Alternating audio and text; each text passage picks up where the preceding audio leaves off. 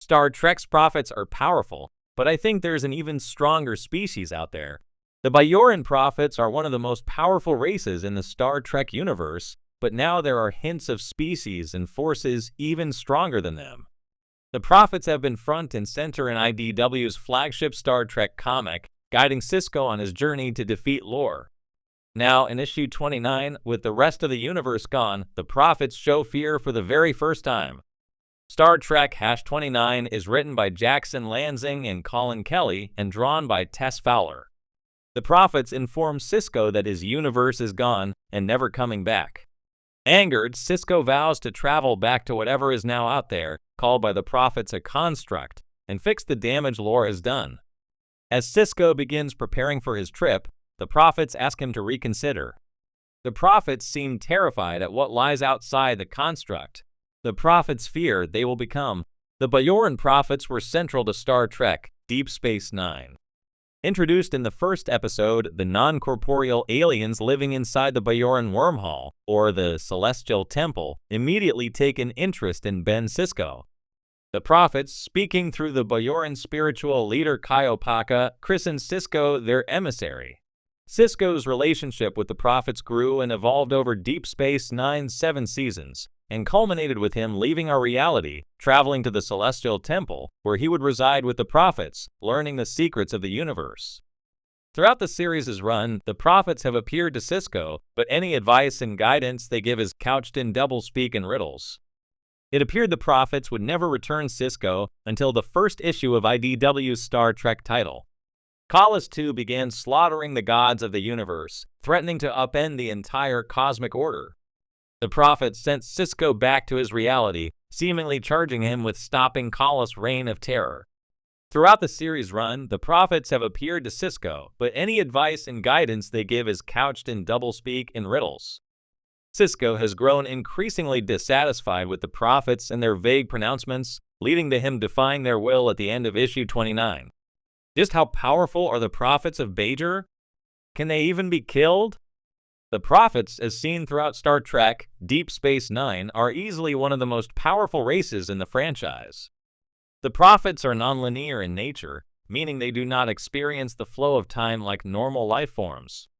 This gives them extensive knowledge of events and people, but any insight the prophets have is given in a vague fashion, which has become a sticking point for Sisko.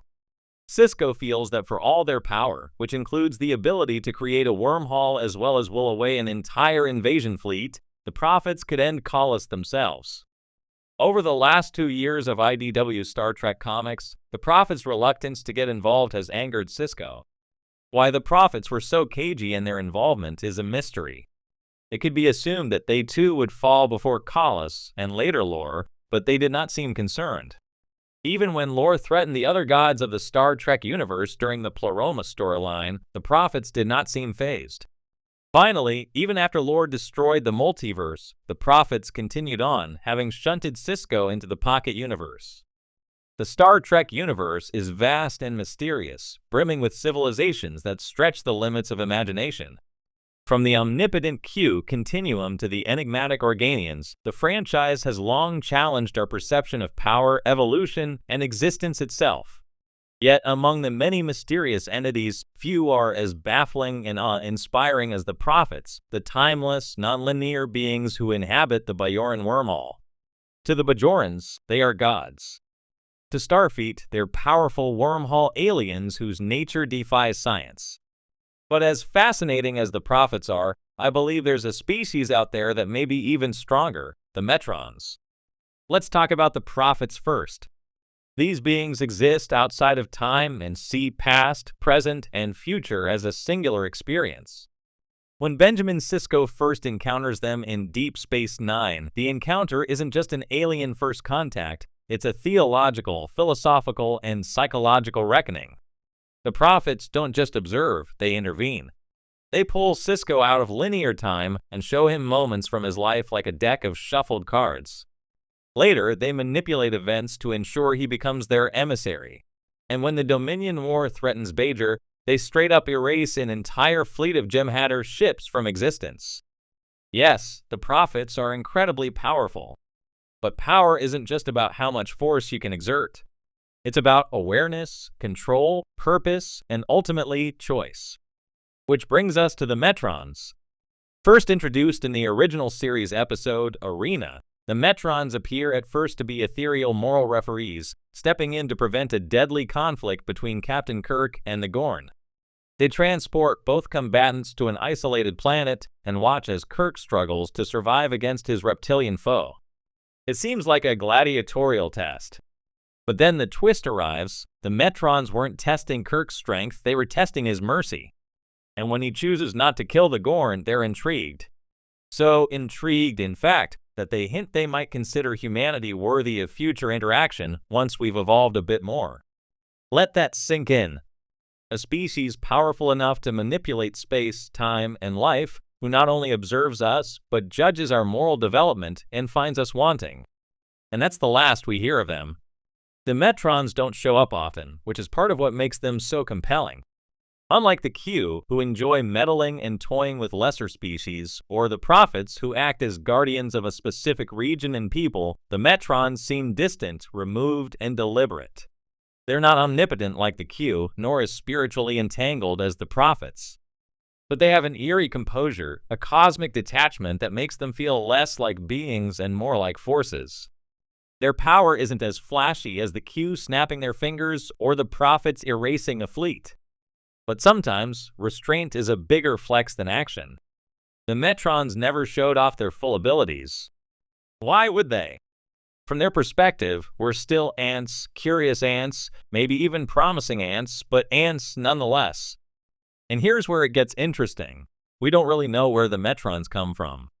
The Prophets are bound to the Bajoran wormhole, and their influence, though profound, is mostly limited to the region of space near Bajor. The Q continuum, for all its omnipresence, seems strangely fixated on humanity. But the Metrons? They could be watching whole galaxies, quietly evaluating who's ready to take the next step and who isn't. There's a narrative elegance to the Metron's single appearance. It feels like a whisper from a deeper layer of the Star Trek mythos, a reminder that the universe is more ancient and strange than even the most evolved beings might imagine. They didn't need to erase a fleet to prove their power. They altered reality with a thought, created a testing ground in seconds, and read Captain Kirk's soul like it was an open book. Then they left. No fanfare. No emissary. Just a faint warning that we are not yet ready.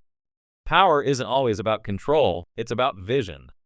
The Prophets are magnificent, but they're tied to destiny and prophecy. The Metrons, on the other hand, might be the real architects of cosmic progress, deciding in quiet solitude who gets to join the galactic conversation and who remains in the dark. In a way, the Metrons represent Star Trek's deepest philosophy, that evolution isn't just about technology or dominance, it's about ethics. About choosing compassion over vengeance, mercy over strength. It's a message wrapped in science fiction, but aimed straight at the heart. So while the Prophets may bend time and guide chosen ones, and the Q may reign over chaos and curiosity, I'll keep looking toward the stars, wondering if the Metrons are still watching, waiting for the day when we finally earn the right to meet them again. Because in the end, the most powerful,